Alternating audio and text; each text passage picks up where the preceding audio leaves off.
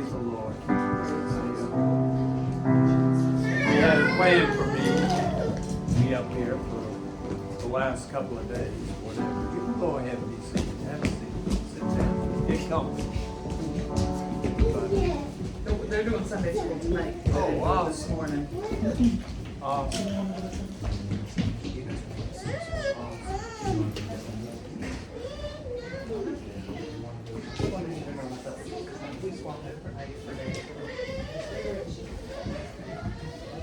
So, we kind of had this plan for a few days anyway, that I was going to come up here.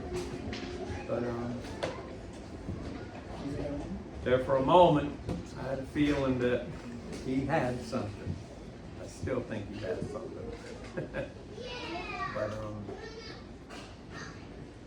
I absolutely thought that I had a direction. I had two that I could have gone in, but the one that I had planned on going in changed just over the last few words. Susie Brown. Okay, there I am. Because he's dealing with the gifts of the Spirit. Could have taken it. And what I was thinking about going on in is was coming out of Genesis. I'm just going to teach tonight. Do you mind? All right.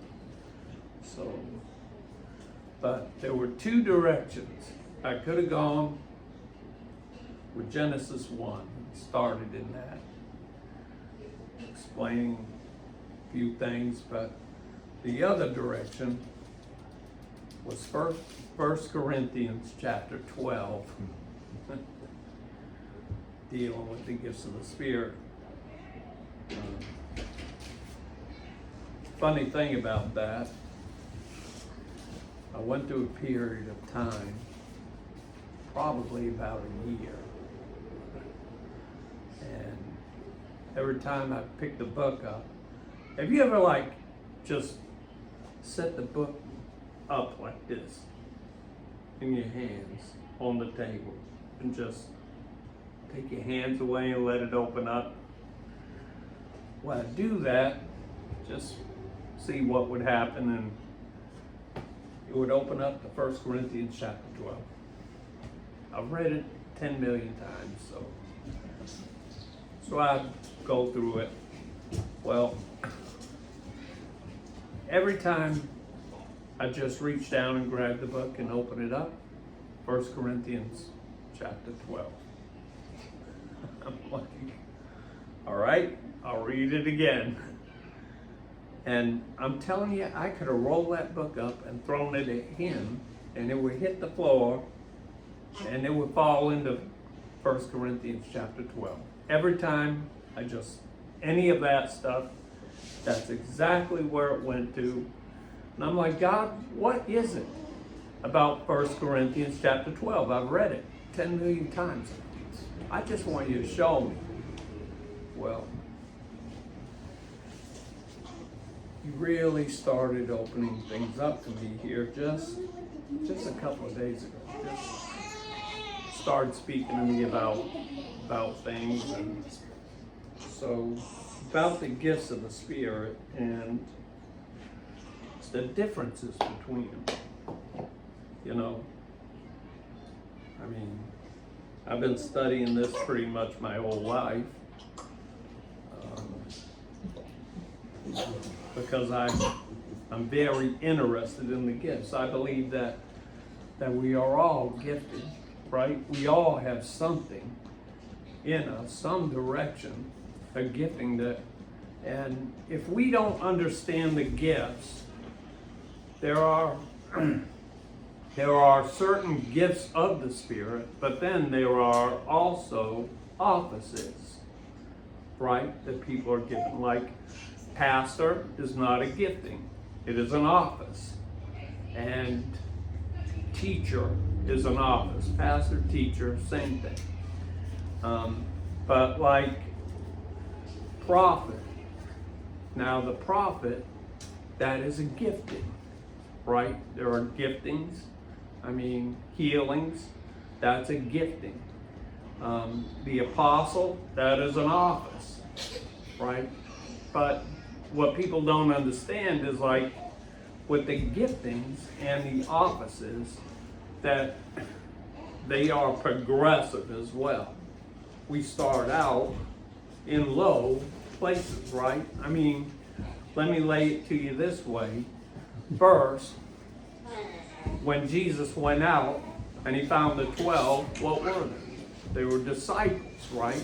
He took them on as disciples. Then they were saints. Then they were, right? They wound up being apostles. It progressed. Everything progresses. So a person can have or operate in more than one gifting. People don't know that. One gifting, normally it's more than one, because you have one gifting that you operate in regularly, something that you do regularly. That is the gifting that belongs to you. But then there are secondary giftings, and those giftings, that is something that you are used in. It's not what you do, right? You understand? And anybody can be used in a gifting, but that, like, people can prophesy at times, can be used in the gift of prophecy, but that doesn't make them a prophet. You know, so I always kind of struggled, because in this one fact, you know, this has been my struggle, my problem for a while, and that is that, of course, the Lord speaks to me on certain levels, right? Talks to me, this is the way this is supposed to happen, and this is the way that goes, according to my gifting, right? And the office. But in him telling me these things, I look at other people, other offices, right, at pastors and things like that, and I'm like, okay, if this is the way it is, it's the way it is all the way across the board. So if I'm supposed to act a certain way, he's supposed to act that way. And this is the way it is all the way across. And the other day, the Lord opened up 1 Corinthians chapter 12 to me without going to the book. I was sitting there and I'm talking to him, and he started talking to me about 1 Corinthians chapter 12. And it says, "Now concerning spiritual gifts, brethren, I would not have you ignorant, unknowing." Right? I wouldn't have you to be unknowing. I want you to understand something. Ye know that ye were Gentiles, carried away unto these dumb idols, even as ye were led. Now, the thing is, what he's saying there, you're carried away unto these dumb idols as you were led. Meaning, what he's telling them is, I understand that you were taught your entire life that this is the way things go, right? That these idols are what they are, that they're gods, and I understand that. You were carried away in that because this is what you were taught from a child. That's why you understand these things. So, wherefore, I give you to understand.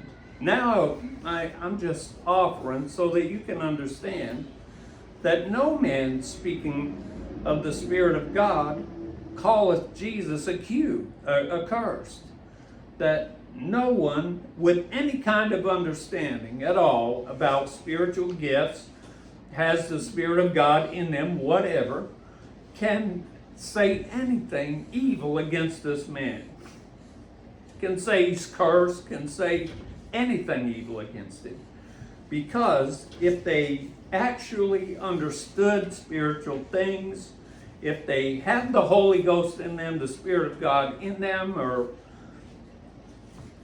there's no way that you could possibly say that Jesus wasn't who and what he said he was and could say anything against him.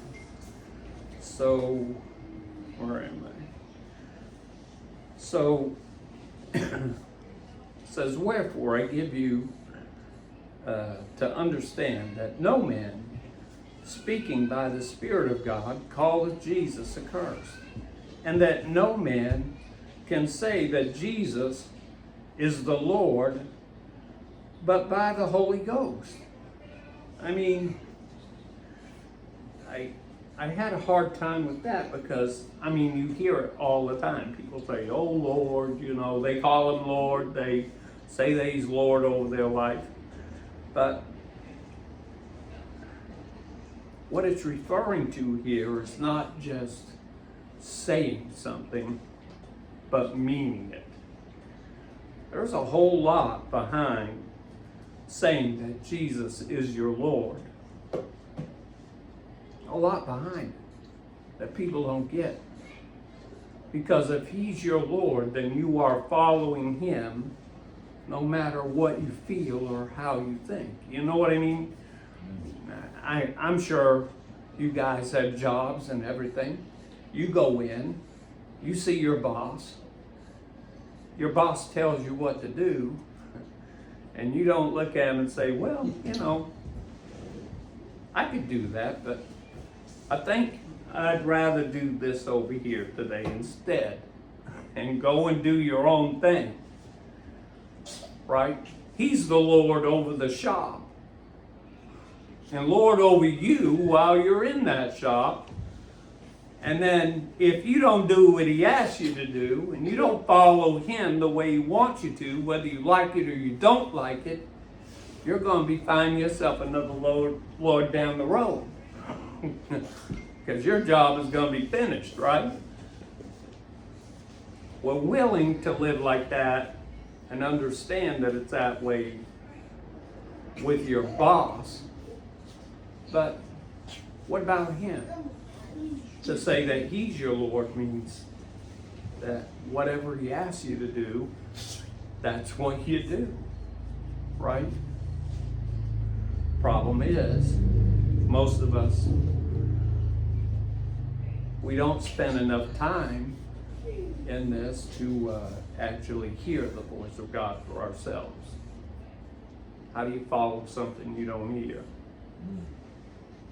You know, it's one thing to take it from a teacher.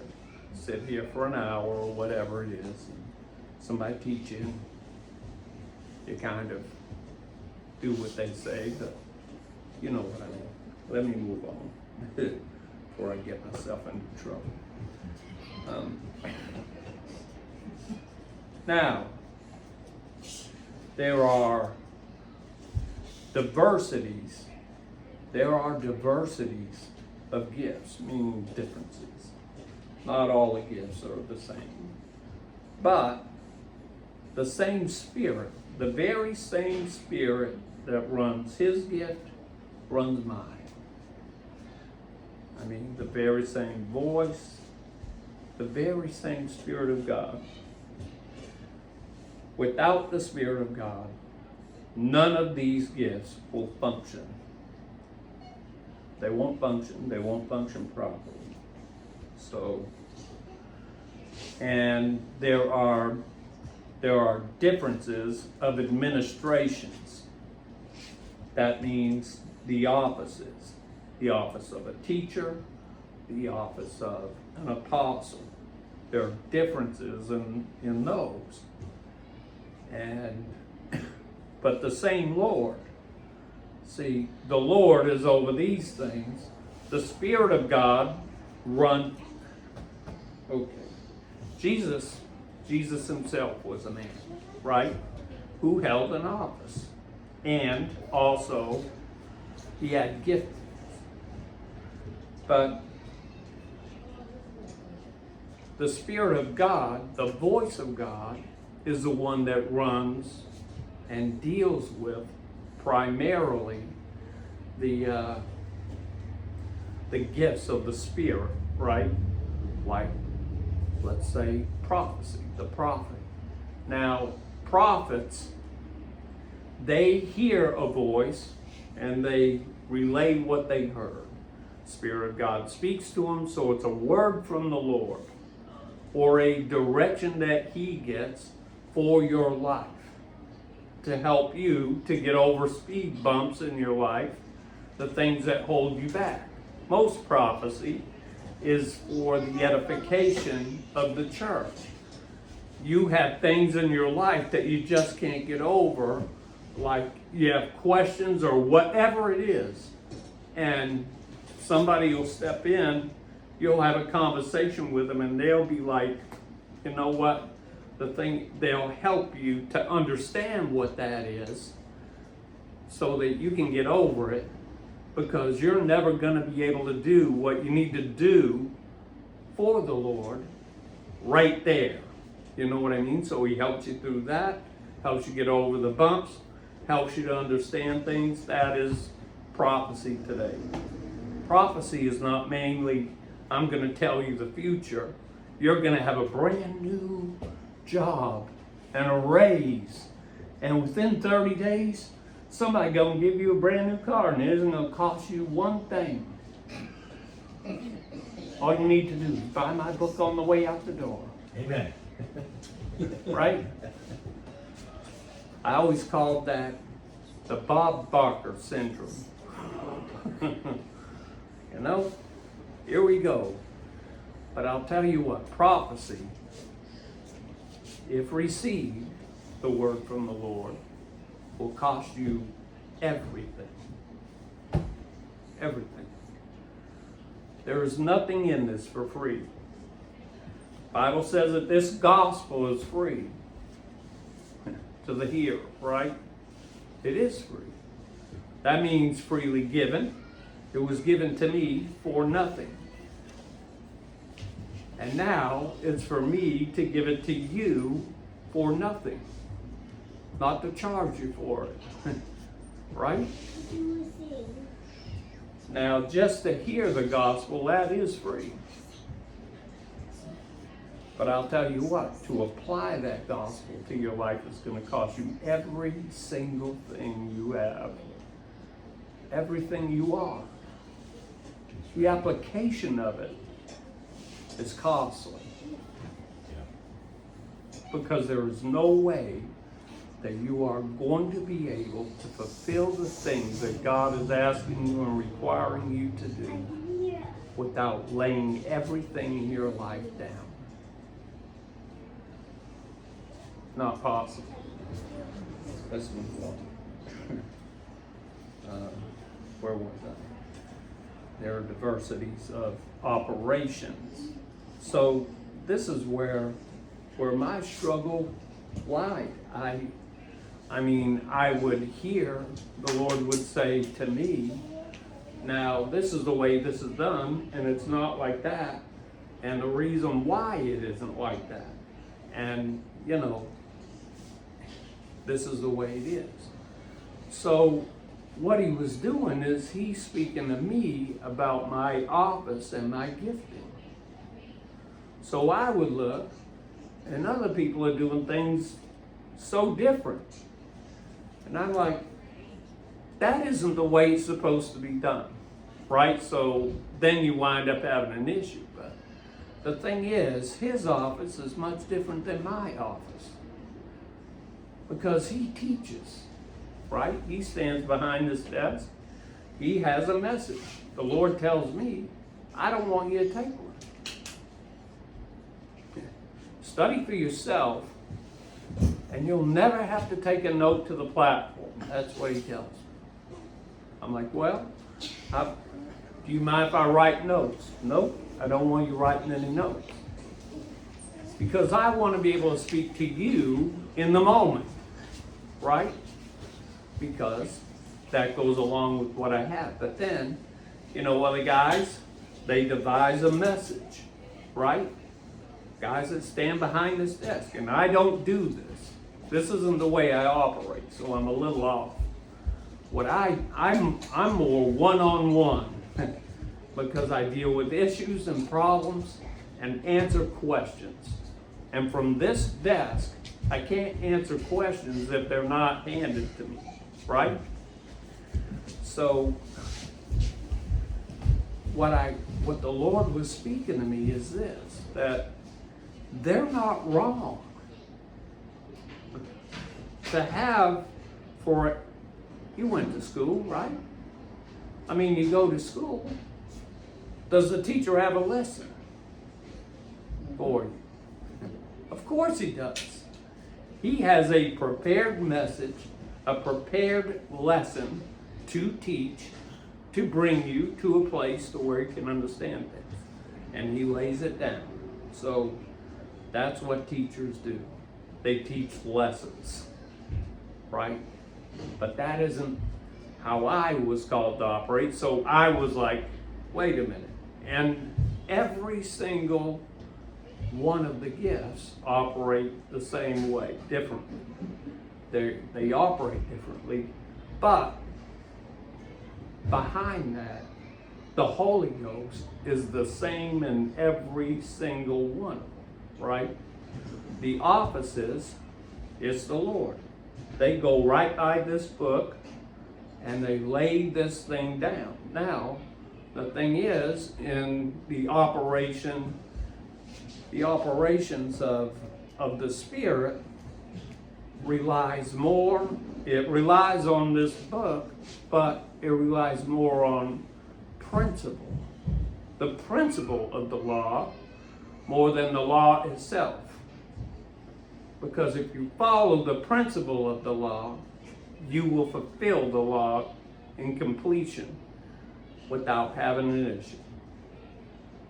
You want me to explain that? All right. Now, the thing is, the law, the Old Testament law, there's Old Testament law and there's New Testament law. Old Testament law, there's 10 of them. 10 Commandments. Now, the 10 Commandments, most of them are thou shalt nots. Thou shalt not commit adultery. Thou shalt not commit false witness. Thou shalt not, right? All of these. So, that's the law itself. These are the commands, but it's the law. So, Jesus in the New Testament, he said, look, he said, I'm going to give you 2 commandments. The first one, love the Lord thy God with all thy heart, with all thy soul, with all thy might, and with all thy strength. Right? And the second commandment is this, which is equal to it. That you need to love thy brother as thyself. And in those hangs both the law and the prophets, meaning hanging will carry those. So if you fulfill those 2 things, if you follow those 2 things, love the Lord thy God with all thy heart, thy soul, thy mind, thy strength, and love my brother as myself, then all of the law behind me will be fulfilled and I won't even have to think about them. Now let me explain that. The thing is, if I love you, right, you're my neighbor. If I love her too, she's my wife, right? But if I love you, I'm not going to sleep with your wife. Right? Am I? No. But if I love you, I'm not going to steal your stuff either. That's right. I'm not going to steal your money. I'm not going to steal your car. I'm not going to steal anything from you because I love you. You want to borrow, you borrow. Right. It's pretty And bad. so in this, if I love you, I'm going to be able to fulfill every single one of the laws without even thinking about it. Because that in itself is the principle of the law. Do you understand what I'm saying? So it's learning how to live within the principle of the law more than the law itself. The reason why we struggle in not doing things is because to look at that, to say, you want to do things, right? But, I mean, you're like, nah, I ain't gonna do that. It's like having a piece of chocolate cake at your house. And it's like your wife says, if you touch that piece of cake, I'm gonna hang you because I want it later on. But you're looking at it, and it's right in your face every time you walk through the kitchen. You're looking at it, and the more you look at that, the more you want that piece of chocolate cake. And probably the more you're gonna be willing to take the heat later on when she finds out you ate half of it. It's good. Yeah, she ain't gonna miss this much, right? Once you sit there, piece, she's happy. So that in itself is how, see, try this one on. Now Jesus fulfilled the law completely. Completely. He fulfilled it all. But he was 100% man. Now how did he do that? They couldn't fulfill the law in the Old Testament because it was looking at it. It was all law. Everything was external. The way he fulfilled it, he loved his Father.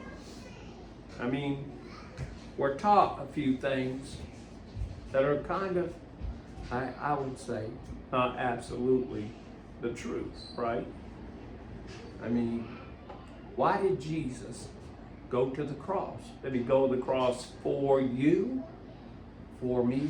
Did he go to the cross for me? He didn't go to the cross for me. He did go to the cross for me, but he did not go to the cross for me.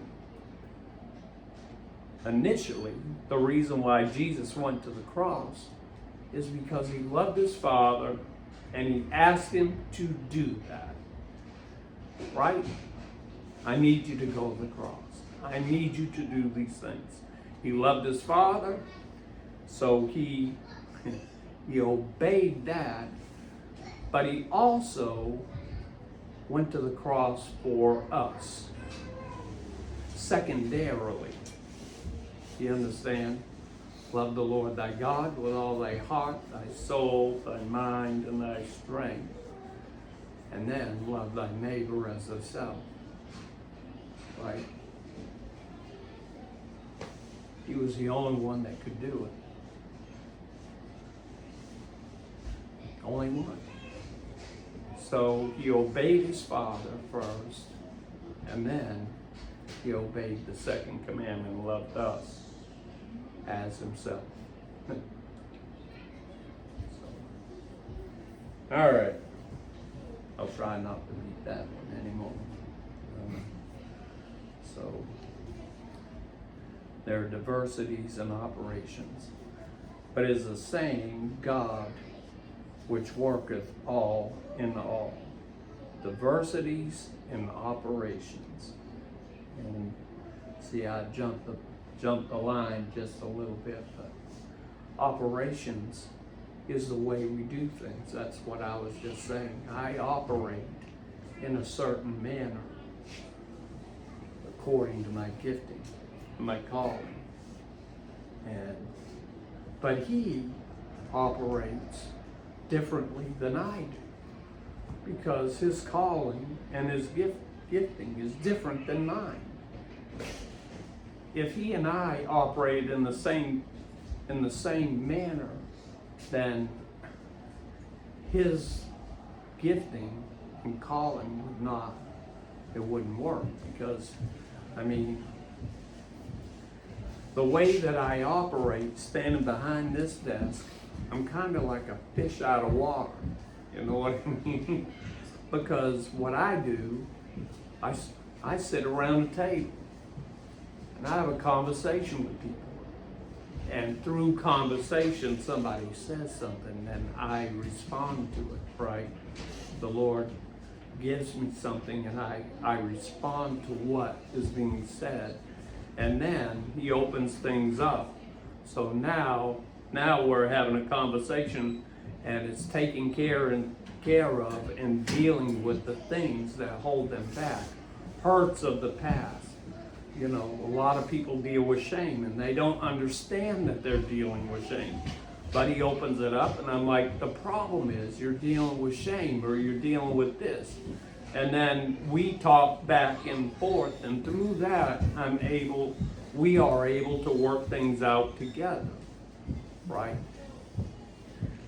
Behind this desk, there is no conversation. I'm like, I've been up here twice. I've preached before, and I'm like, God, I don't understand why this is so difficult for me. I sit there, and I've sat with preaching my whole life. I've listened to it my whole life, and these guys, they get up, and man, it is so smooth. It's smooth. I'm like, it isn't. I'm like, God, I understand all this stuff, right? I understand it. You've been talking to me forever. I got it. But I get up here and I get locked, because what happens is I'm here and I have a thought and a direction, right? And I start to go in it. But when it comes to the point to where I need a response from somebody, like, it ain't there. I'm like, all right, Lord, what do I do now? What do I do? And the reason why it's like that is because the operation of the gift in him is so different than the one in me. And that doesn't make him wrong in the way he goes, or me wrong in the way that I go. Do you understand? And the way that you go. Not all of us are called to do one thing, and not everything is going to wind up looking the same way or operating in the same way. Yeah, okay. Here we go. But the manifestation of the Spirit is given to every man to profit withal. The manifestation of the Spirit, now that is a different thing. The manifestation of the Spirit is the fact that while I am in operation, the way I operate, God speaks to me, right? Opens things up. That is the manifestation of the Spirit to me, and when I speak these things out, it's manifested to you, right? If you have the ability to discern. But it's the same thing with him. The manifestation of the Spirit, God speaks to him, and he lays it down differently. He operates differently. But it's the same Spirit that's speaking to him that's speaking to me.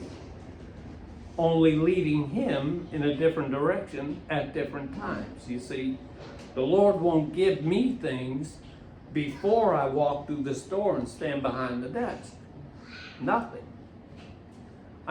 He speaks to me in bits and pieces, but it isn't like he lays a message down to me to walk in here with, because I don't deal with it. He doesn't deal with me that way, so he doesn't manifest himself to me in that manner, because I'm more questions and answers. But with him, he'll lay an entire message right down. And he'll write that baby down. He'll study, open this, do that, lay down. And then he'll bring it in, and he will teach that so smooth. You know what I mean? And he'll add into it here and there, a bit here and there, but it's a lesson. I don't have that. And he doesn't allow me to operate in that manner. But he does him. He would have a very difficult time operating in the very same manner that I do. Even though the manifestation of the Spirit is the same. Does that make any sense? Does it make sense to you? So we are different, but we are the same in manifestation. So, okay. Did I make that clear? Is everybody? Is there any questions so far?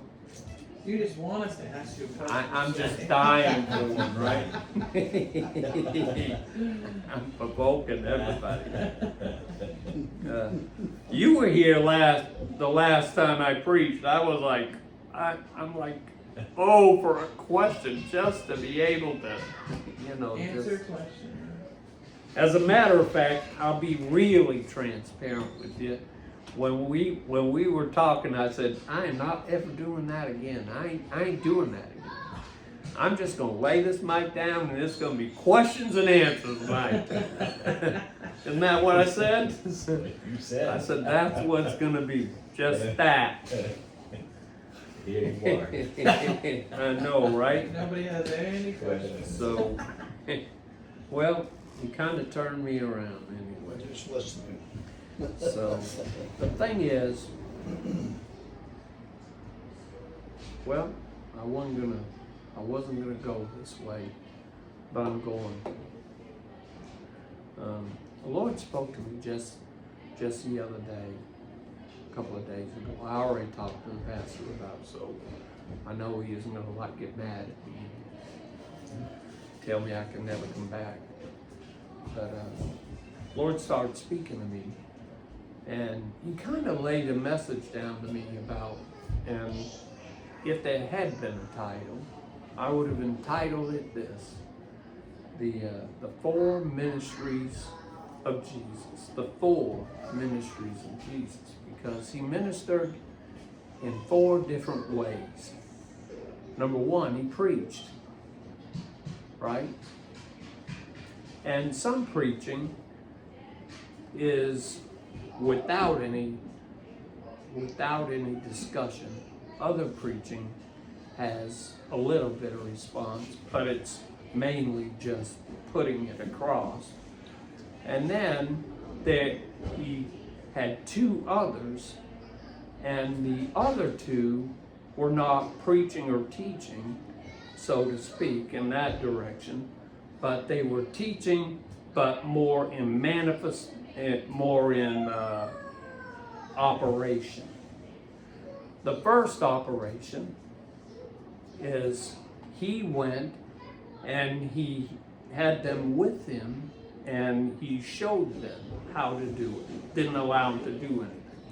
But then there's a point, the fourth one is where he actually lays it down. This is what I want you to do. I need you to do this, and you're actually called to operate. Well, the funny thing about that is, the preaching, the first preaching that he did was to multitudes, huge multitudes.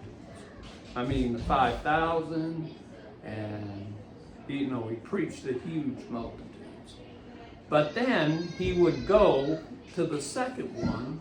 That's when he would take the 12 aside after everybody was gone, and he would lay everything down to them in teaching, right? So one's preaching, the other one is teaching, which is another form of it, right? Preaching. But it's funny, the farther, the deeper he went, the fewer people he actually did it with, right? First it was multitudes that he preached to, just threw it out there. Then when it come to teaching and stuff, he taught the 12.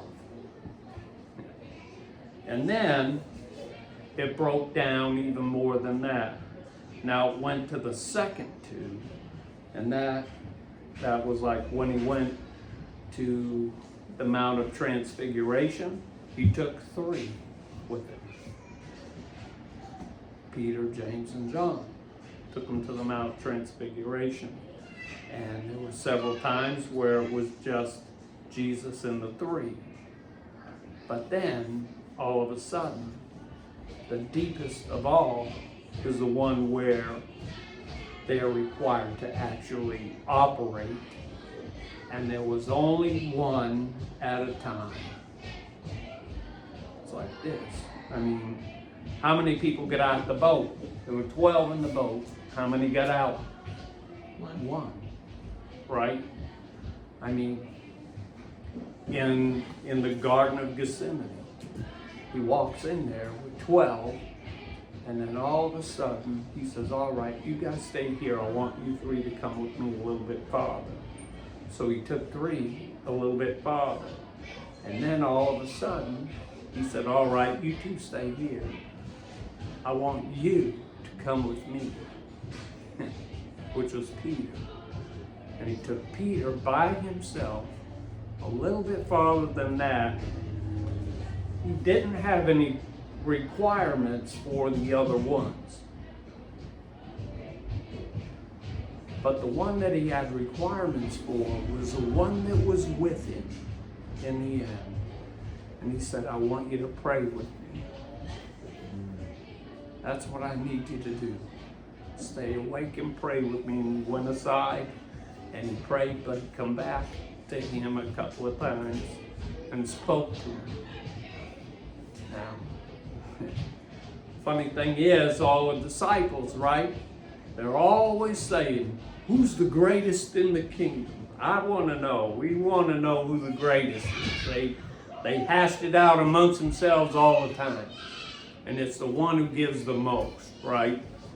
Who serves the most. The greatest, that's what he said. But he never really laid it down. He never really said, you are the greatest in the kingdom, in amongst the 12. How can you tell who was the greatest amongst that 12? It's the one that, when it all broke down, it was the one.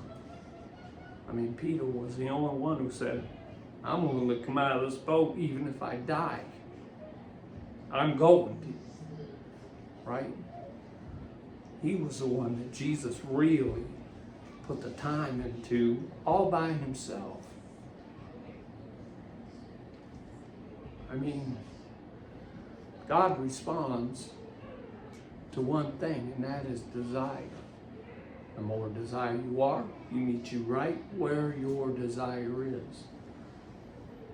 And the tough part about, crazy part about it is, it's up to us as to how close we are going to come to him. And not only that, it's because it has to, everything lies in that desire. How much are you willing to give up? He isn't going to take anything from you. But how much are you willing to lay down for this? I mean, that's where your desire lies. And he is only going to meet you as far as your desire goes. That's all he can do, because it's up to you. He isn't going to say, hey, you know what? You're going to live for me, and you're going to do it, and you're going to. I mean, he gives you options. You have options every time he speaks. You know what I mean? There's opportunity every time. I mean, all the time. He speaks to me, he'll ask me things, and it's like, he's like, all right, this guy has a need, you know. You have so much money in your pocket, and that's what he needs. I want you to give that to him.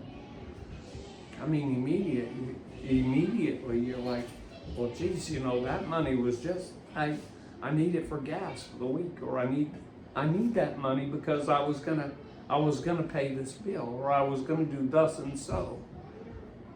You know, I needed that for me. But if he said, I need you to give that, right? He isn't gonna rip into you if you don't. But what it does, it shows him where your desire is, and he can only meet you right there. See, this is a benefit not just for him, but for me. It fulfills the need that he has, but also it gives me the opportunity to grow and to move on. You understand what I'm saying? All right. The funny thing is, he said, I am going to say it. I wasn't going to say it, but I am. The first two, right? One is preaching to multitudes. The second one is teaching smaller groups in a manner in which it's back and forth, right? I speak to you, you speak to me. We're communicating together. So a lot of what we do is there's none of that. No back and forth communication in this. And most of us, this is all we get right here. Church, as far as teaching or anything like that. I mean, we don't do small groups, and we don't go and actually go visit people, have a group and talk about these things. When we're together, we talk about football, or we talk about baseball, or we talk about this or fishing or this and that. And we call that What's he fellowship? right, fellowship. We call it fellowship. But Lord started dealing with me about fellowship groups, apostolic fellowship groups. And the reason why it's apostolic fellowship groups is we're not just fellowshipping over a fishing trip or fellowshipping over hamburgers and hot dogs. We come together and have food and sit around and talk about these things. This is what we do. That's what fellowship really is. I mean, when the Bible talked about it in the book of Acts, where they went from house to house breaking bread, meaning that they went and they ate together and fellowshipping with one another, meaning that they did exactly that. They talked this stuff over, and they helped each other over issues and problems and dealt with that kind of stuff. So, but what we do most of the time is the first one, right? We preach. Right? A lot of preaching really isn't what it was meant to be in the beginning anyway. Because it isn't just getting up and ripping through a message 100 miles an hour. And, you know, for about 30 or 40 minutes, and then the people are like, geez, what just went by me? It's like, man, we had great church. All right, what happened in church? Make it great. Let me see. I really don't know. But it was good. Well, all right. Thing is, having it that way, right? If you don't know, then there's no way that you can have any understanding of what just happened.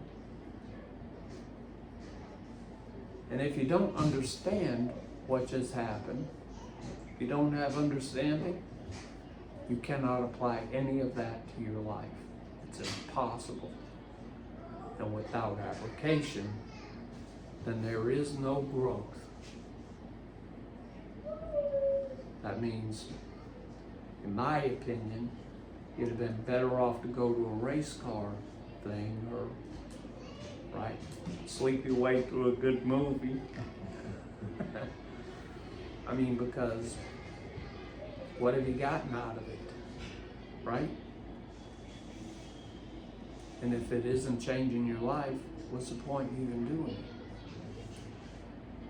I mean, and what did Jesus have to say about it anyway?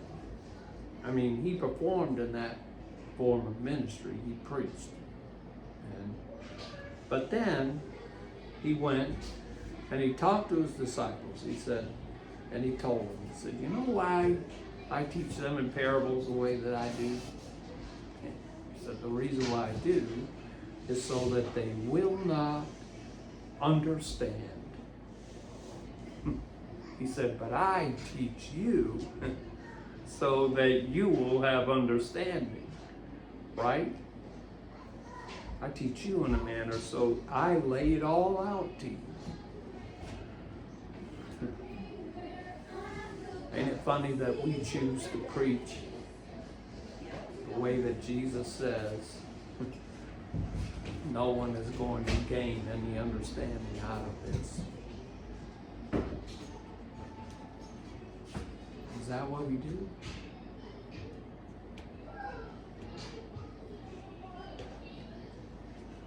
Not the teaching part. We'll do this first. We do some of the other, but that's, on the back burner.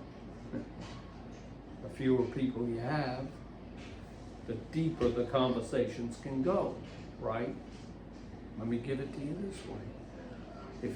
If you and I are having a conversation, just you and I, on my back deck, and you're having an issue, and I ask you some very personal questions, if you trust me, you're going to be able to lay them down, right? You're going to be able to explain those things to me without having any issue about doing it whatsoever. But let's just say I have 5 other people there.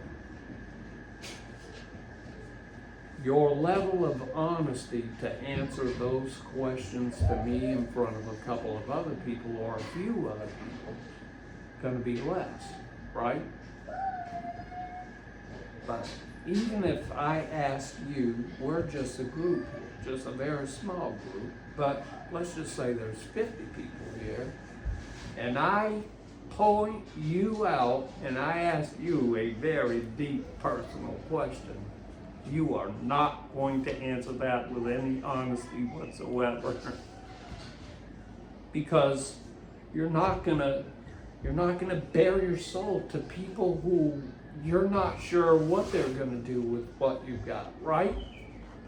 So the more you have, the less honesty you have.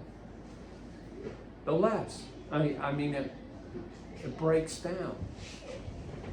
I mean I'm going to get myself in real bad trouble here. I know it. Corporate prayer is awesome. I believe that people should come together and pray and everything. But my struggle with corporate prayer is that most of corporate prayer is people walking around, what do they do? Jesus, Jesus, Jesus. Precious Jesus.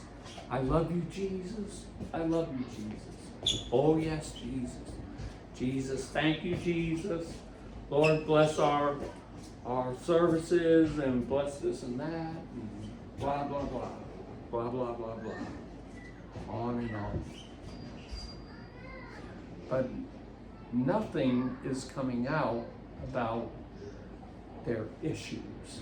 The things that they need taken care of. I mean, that is prayer, right? It's honest communication between you and God. And I always wondered why it was like that. But the thing is, in a big group, how honest can you be? What can you allow to come out of your mouth? And how deep and personal are you going to be able to go in front of this entire crowd? Are you going to bare your soul in front of everybody? No. The stuff that gets poured out in corporate prayer like that, in English, is superficial and meaningless. Simple. I mean, corporate prayer is very good when it comes to dealing with healings, dealing with stuff like that. But most of our prayer needs to be in other tongues anyway. I would say that when it comes to prayer, about 95% anyway of your prayer should be in other tongues, and then a portion of it in English. And the reason why I say that is this, that when you are praying in other tongues, when you pray in other tongues, that is 100%, the stuff that's coming out of you is 100% the will and plan of God. And it's dealing with issues in other people. It's dealing with everything in you. The Bible says that it's for the edification of myself, and it is also wrecking the atmosphere, right? And what you heard her doing, her praying in tongues during this service, believe it or not, it helped me. I mean, because what that is a gifting.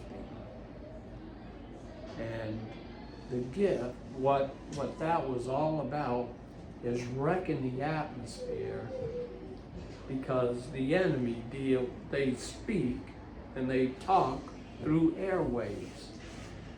And that right there cracks up every airwave in this place. Changed the entire atmosphere of this place. It changed everything in here. It makes it so that people can operate differently. It makes it so that people can receive differently. It's like every single one of us, right? We say the dumbest things like, well, God just stepped into the room. Well, hang on just a minute. How did he get in this room? The Spirit of God is in us, right? I bring the Spirit of God in with me. I have the Holy Ghost. The Holy Ghost is on board with me 24 hours a day. I mean, he just stepped in the room. What do you mean by that? I mean, he manifests himself, he shows himself, and most of the time, it's the preacher who's saying that, right? The guy behind the desk. It's because he's manifesting himself, right? That's the manifestation of God, because he's getting ready to speak to him. He's getting ready to lay things down to him so that he can lay it down to you, right? It's a manifestation of the Spirit, which is the same in all of the gifts and all of the offices. You understand now what I'm saying? So, am I in trouble yet? Okay. I don't want you to stop coming to dinner. As long as you're not cooking. I want to tell you something. I can cook, girl. Yeah, I can cook. Mac and cheese don't count. Oh, how'd they get there?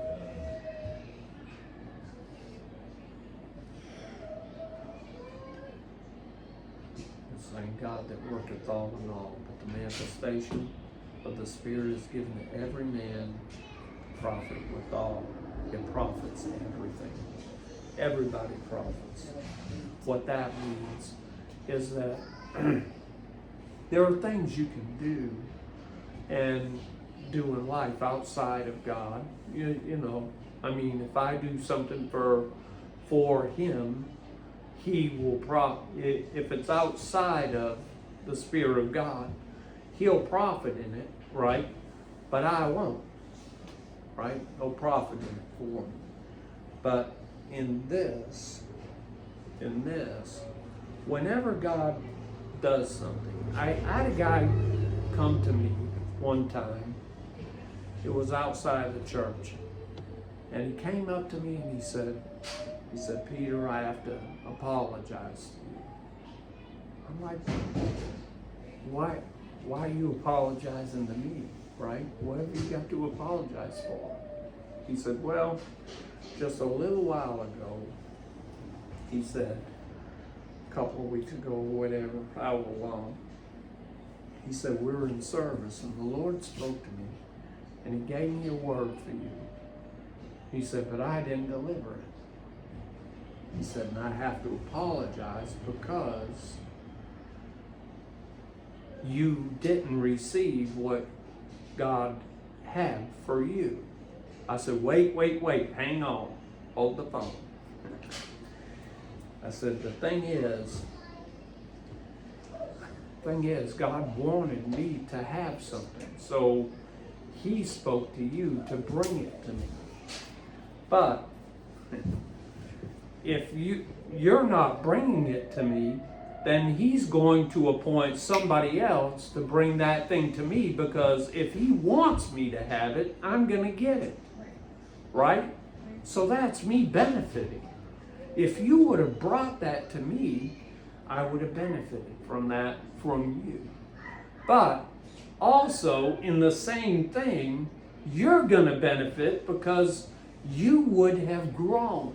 He would have taken you to a higher place or a deeper place or whatever you want to call it, right? It's a deeper place in Him, a deeper place with Him. Your desires would grow. He would be able to open different things up to you because you stepped out and did the thing that He asked you to do. So He gives it to you, gives you something to bring to me, right? So when you bring that to me, I profit from it. But because you brought it to me, you profit from it as well. I mean, prophecy a lot of times is this. I'll be teaching somebody, not even meaning what we go into conversation, right? And as the conversation goes, God starts speaking to me. And many times, the things that come out of my mouth, I've never heard them, I never read them. I had no understanding of it. I mean, if I wasn't talking, my jaw would be on the ground. And half the time afterwards, I'm like, man, that's the most amazing stuff I've ever heard. Not one word of it out of me, you know? I'm like, I have to go and look it up. I'm like, is this really it? But as I'm going and explaining things in explanation, it like comes out in a way a lot of times, like I never even thought of bringing it across. I'm like, man, that was something. You know what I mean? But so in helping them, God gives me something for them, but I have gained so much in it myself. So if God is involved in anything like that, both you and I are going to benefit. And if you and I don't benefit, if it isn't the both of us benefiting, then it's not God involved in it. If only one person benefits out of it, God isn't involved. Because both parties will grow. Both will grow. That makes sense? He isn't into just dealing with one and leaving the other person out. He's into the growth and maturity of us all. At whatever cost. He doesn't care what it costs you. He isn't looking at the price. He's looking at getting us from here to there. And not heaven. He's looking to draw us to Him in relationship.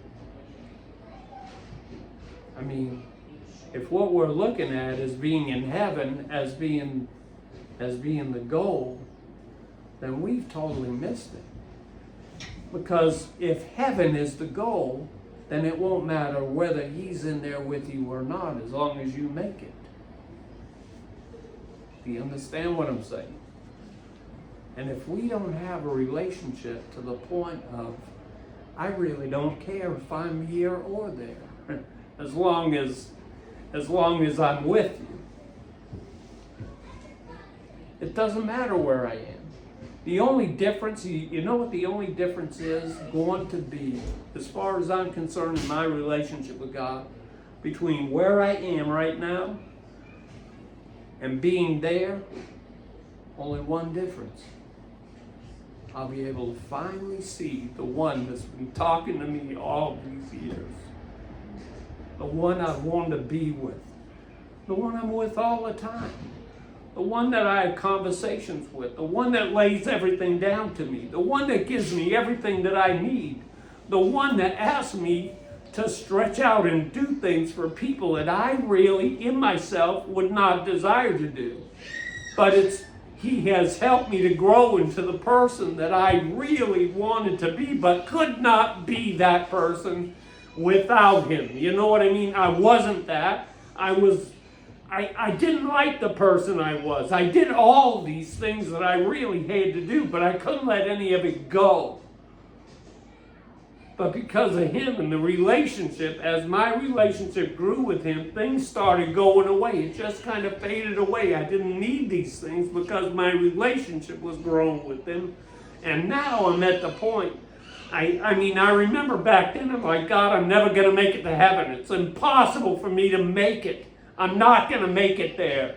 I can't do the things you're asking me to do because I thought that if I did these things that I would be able to make it to heaven and not go to hell. That was my interest. And I was trying to do all of that. I was trying to please Him by doing the right things and trying not to do the wrong things. But I'll tell you what, that isn't what it is. And that isn't the direction that it needs to go in. It has nothing to do with you doing the right things. It has nothing with you doing the wrong things. Because you can't change one attitude in yourself. You can't change one thing about yourself. If you don't believe that, people try every single year in January. All I want to do is lose 2 pounds every week. 2 pounds, right? I'm going to cut down on my food. I'm going to do this and that, really good things. Or I'm going to read this much. I'm going to add an extra half an hour onto my prayer thing. You can do it for a while, but you can't change it indefinitely because it will go directly back to where it was. Because you cannot change anything about yourself on your own outside of relationship with God. But through your relationship with God, if you focus on your relationship with God only, everything will change and things will fall off. Things that used to matter won't matter anymore. You'll do things, you'll go in the right direction, even if nobody is with you. Your life will change. And I've watched that in my own life. I mean, here I am. I can't even believe it, sometimes. I talk to my wife. I'm like, honey, I am so privileged. The fact that God even speaks to me. That He lays things out to me. That He discusses things with me. That He does all of this for me. I take it so for granted sometimes because it's so regular. But then I have times where it's so overwhelming. It's like, I really don't understand how privileged I am, because there are so many people out there that would love it, right? They want this. I'm like, as wretched and wicked as I was, why would he even offer that to me? But it's offered to all of us, right? God says he's no respecter of persons. He isn't going to do for me what he isn't willing to do for you. You know what the thing that holds us back the most is? We're so focused on, if I do the right things, then I'm going to make it. But if I do the wrong things, I'm so busy doing these wrong things, but I want to do the right things, but I can't do the right things. I'm doing this. So what happens, we come together and we cover things up. All the stuff that we're doing, all the things in our life, we cover it up because I don't want you to see me, honestly, right? You want me to know all the stuff that you do in your life? Not once, right? I mean, honestly. But we can't stop these things outside a relationship. We're so focused on what we do, how we dress, how we act, what other people think, what they're gonna, if they know this and that, they'll never use me. If they know I think like this or that, or feel in this direction, that guy ain't never gonna use me. The Lord asked me to say a couple of things to somebody, and I'm like, I'm in the shower, I'm talking to him. He's like, I want you to go and say thus and so. I'm like, I said, Lord, that ain't gonna go very good. That ain't gonna work out well. I said, if I say those things, he'll never use me. Never. The Lord's response to me said, you know what? He said, you can either be used of him or used of me. It's your choice. You can do whatever you want to do. But you can't have both. You choose. I'm like, God, I'll say anything you want. You know I will. But all I want is to be accepted and to be a part of this thing. And he's like, well, you can be a part of what I desire you to be a part of, or what he desires you to be a part of. It's up to you. You decide.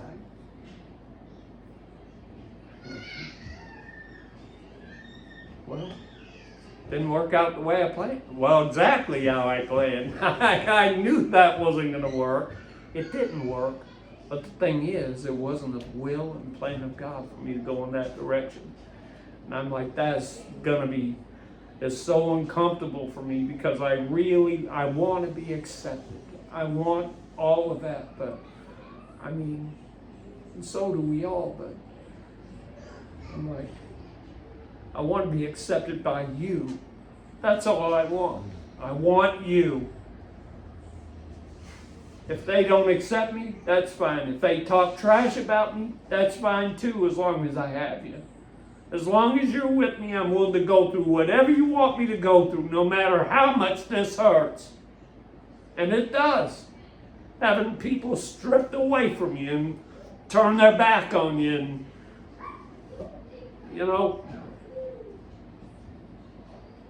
what are you willing to do?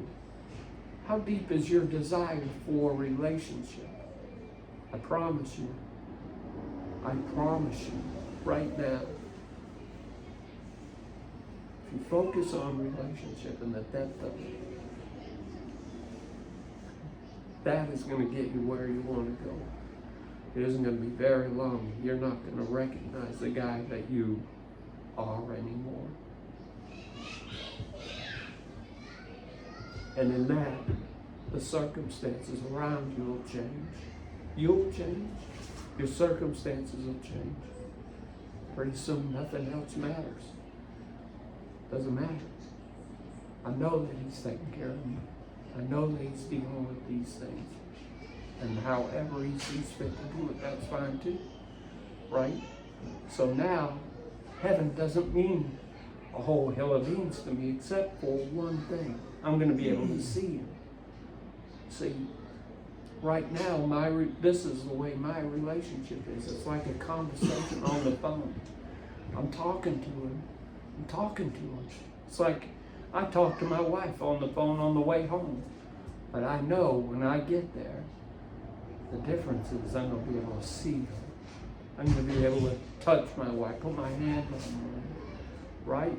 She's going to be with me physically, not just on the phone.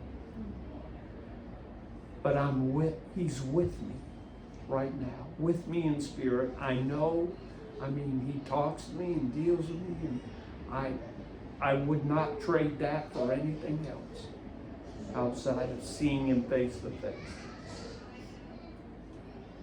I wouldn't trade it for you. I would not trade it for her. I would not trade it for him.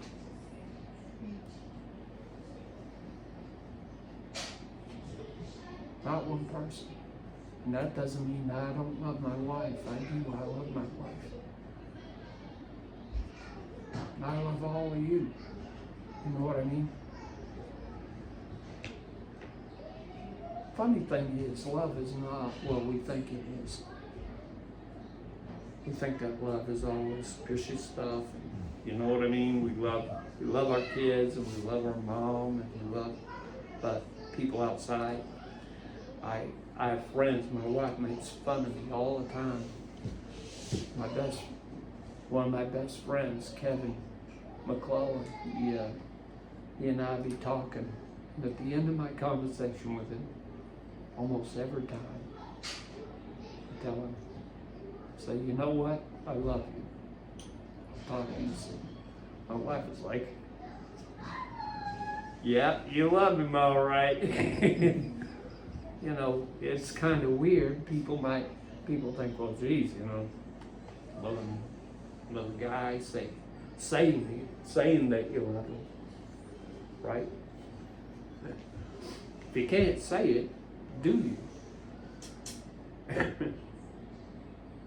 Saying it really isn't a big deal. I say to him all the time. Tell him I love him. Not just, hey brother, I love you. You know, I love you. Yeah. I mean, there's a big difference in that. Well, I guess I didn't get too far on this, and I don't want to hang you up, but all night long, not good, let me tell you. He ain't lying. I mean, I have conversations that start, I have places that I go, and Lord will give me something. I told my wife, I went over to a guy's house, and it's really funny because he's the kind of guy that he just talks, you know what I mean? You can't get 3 words in. And the Lord had given me Like you? Yeah. Lord spoke to me, gave me a word for him, but it was just something very small, nothing really. So I went over to his house. I'm on my way. I made an appointment for about an hour after that. I told the guy I had another appointment with.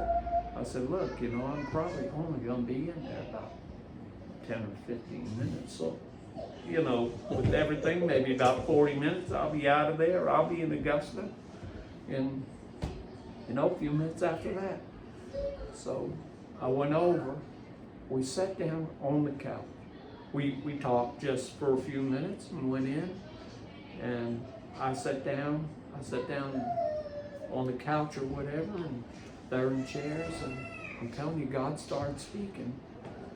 And when we quit, it was 5.5 hours later, and they never said anything, really. They asked questions, and it was just answers to the questions. And then it's like, this is why you think this, and this is the reason for it and the purpose for it. 5.5 hours slid by, and I'm telling you, it felt like about 30 minutes to me. I'm like, so, no doubt it's good. I always think, like, coming here, I'm like, man, I hope I don't keep it too long, so I'm not going to. I'm gonna quit right here. I'm gonna close this book, see me, put my glasses in my pocket, and I'm gonna shut this thing, give it back to the bishop.